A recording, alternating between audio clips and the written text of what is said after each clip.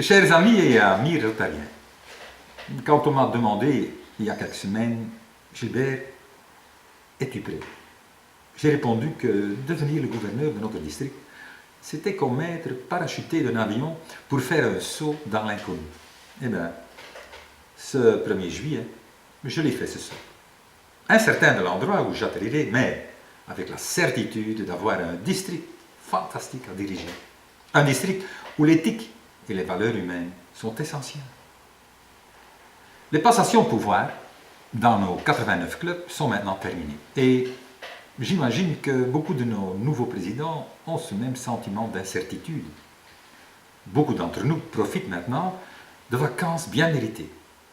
Et les Rotariens qui sont restés à la maison, ils continuent à se rencontrer lors d'un barbecue, un apéro ou une réunion statutaire traditionnelle. Merci à tous les passés présidents pour le travail accompli l'année rotarienne précédente. Partagez avec votre successeur les expériences acquises durant votre année de présidence. En bref, soyez son inspiration, afin que lui aussi puisse l'être pour tous les rotariens de son club.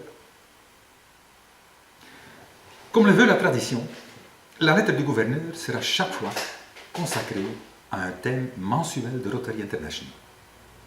Le mois prochain, ce sera la gestion des effectifs et leur expansion.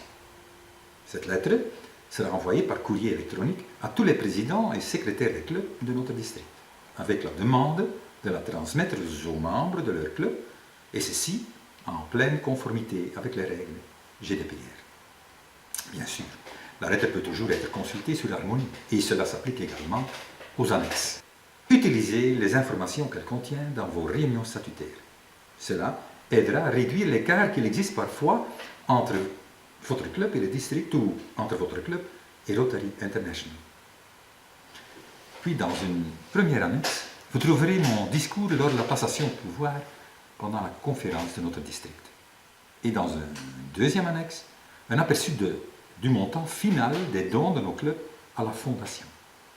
Félicitations à tous les clubs qui ont contribué à cette augmentation de 5% par rapport à l'année précédente. En outre, vous aurez un aperçu de nos nouveaux membres, ceux qui ont quitté leur club, ainsi que les membres décédés.